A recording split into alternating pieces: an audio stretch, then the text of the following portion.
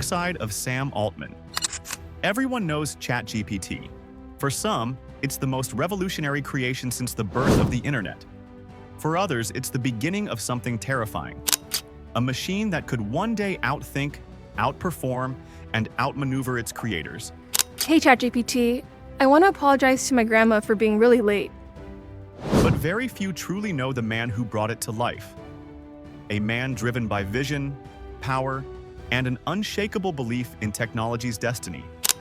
This is the story of how a quiet entrepreneur from Missouri became one of the most powerful and controversial figures on Earth. This is the dark side of Sam Altman. Early Prodigy. Sam Altman was born in 1985 in St. Louis, Missouri. A quiet neighborhood, a modest upbringing. Nothing about his childhood screamed future world changer, but something inside him was different. While other kids played outside, Sam sat inside, hands deep in the circuits of old computers. He was curious, obsessed with understanding how things worked. He wasn't just playing with technology, he was deciphering it. He got his first Macintosh computer before he turned 10. Later, he'd say that moment changed his life. It wasn't just a screen, it was a portal. A window into an invisible universe. He realized something that would shape his destiny. Whoever controlled technology controlled the future. He studied computer science at Stanford, but the classroom couldn't contain him. He wasn't built to memorize. He was built to create. Like Gates, Jobs, and Zuckerberg before him, he dropped out driven by a simple idea: to build something that would matter. In 2005, he co-founded Looped, a location-based social app that let users share where they were in real time. Years before, checking in became part of our digital language. The idea was ahead of its time. But like many Silicon Valley dreams, it burned bright and faded fast. Looped never became a global success. Yet in Silicon Valley, failure isn't the end. It's a currency, a badge that says you tried. And in that failure, Sam Altman earned something more valuable than profit: access. He stepped into rooms filled with billionaires, investors, and visionaries shaping the future of humanity. The architect of innovation. After Looped, Sam joined Y Combinator, the legendary startup accelerator that helped birth Airbnb, Dropbox, Reddit, and Stripe. There, he wasn't just another founder, he was different. Calm, analytical, with a mind that could connect dots others didn't even see, he rose fast. Soon, he was president of Y Combinator, guiding hundreds of startups, spotting the next wave before it arrived. To many, he was the oracle of innovation, a man who could predict the shape of the future. But behind that calm exterior was an obsession, a fixation on something far beyond apps and startups: artificial intelligence. While others chased quick profits, Altman thought in centuries. He believed AI would be the defining technology of the 21st century, a tool that could rebuild civilization or destroy it. He saw the power and the danger, and he wanted to be the one behind the wheel. The birth of OpenAI. In 2015, Sam Altman joined forces with Elon Musk and a small team of researchers. Their dream was simple, yet radical: to create AI that benefits everyone, not just the elite few. They called it OpenAI, a non-profit laboratory, a rebellion against the corporate greed of big tech, a promise to share discoveries openly, so that no single company could dominate the future. AI should belong to humanity, they said. And for a while, it worked. OpenAI published research, shared code, and became a symbol of hope in the fast-moving world of technology. But ideals don't survive easily in Silicon Valley, because where there is power, there is conflict. The first cracks. As OpenAI's ambitions grew, so did the pressure. The more advanced their AI became, the more dangerous it felt to share it. Elon Musk believed transparency was the only path to safety. If everyone had access, no single group could misuse it. But Altman disagreed. He believed AI was becoming too powerful, that if the wrong hands got hold of it, chaos would follow. Two men, one dream, two opposing philosophies. By 2018, their partnership shattered.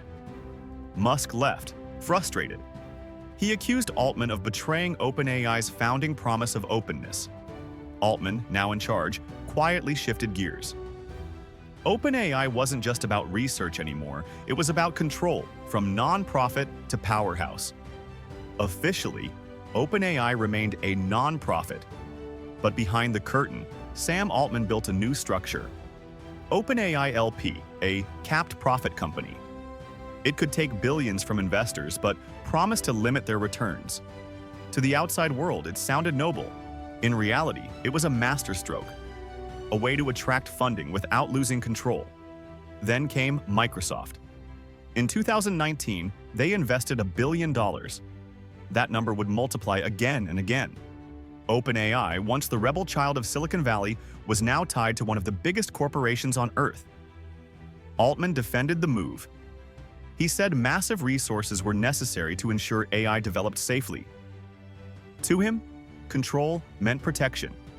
To critics, it meant monopoly. And that's when the world began to notice OpenAI wasn't so open anymore.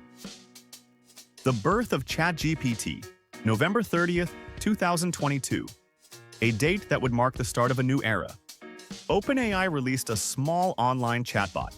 They called it ChatGPT. Within 5 days, it reached 1 million users.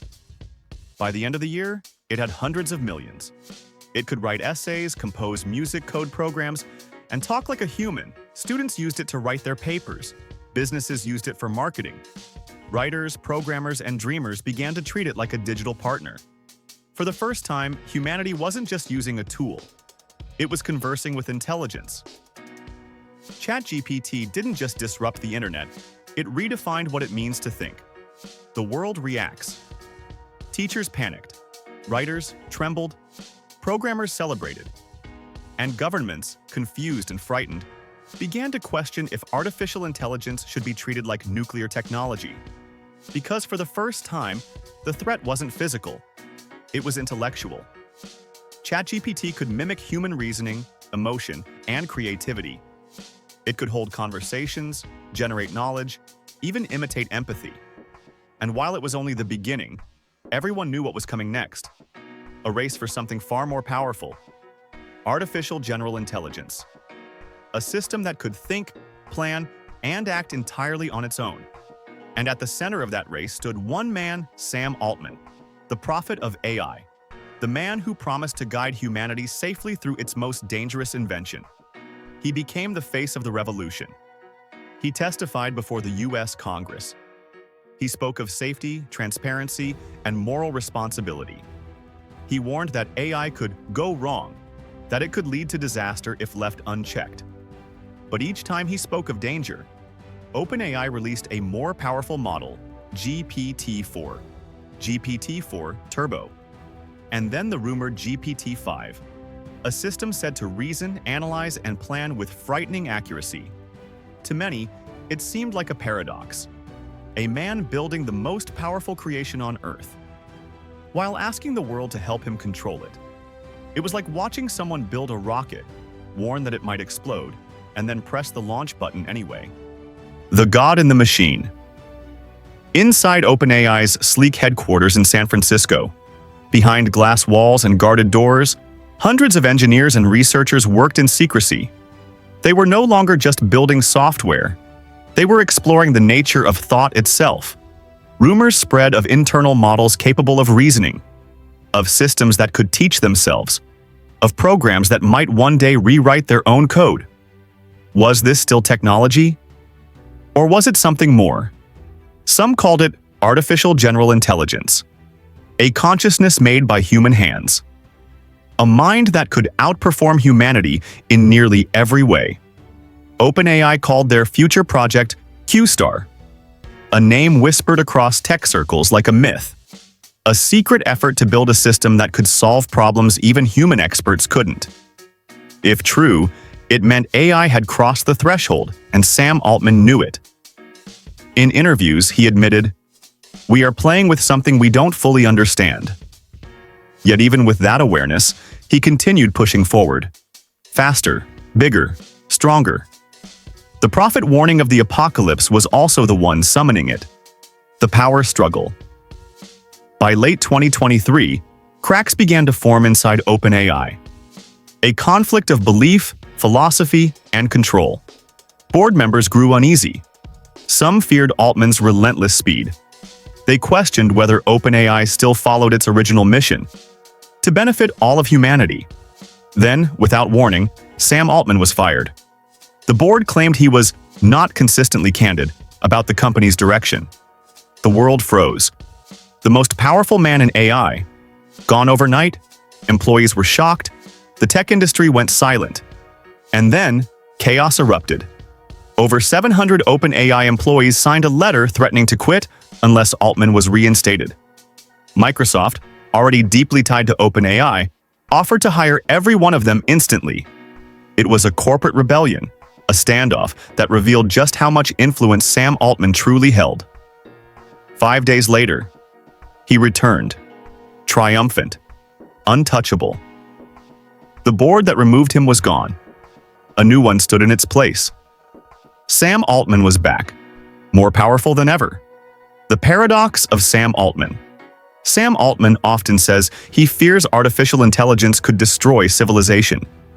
Yet every day, he leads the charge to make it smarter, faster, more capable. He speaks about ethics, but he also speaks about dominance. He believes whoever leads in AI will lead the future of the world. To his critics, he's a hypocrite, a man playing God while preaching humility. To his supporters, he's a visionary who sees farther than anyone else. Because maybe, deep down, Altman doesn't see AI as a threat. He sees it as evolution. Humanity, in his eyes, is just one step in a much longer chain.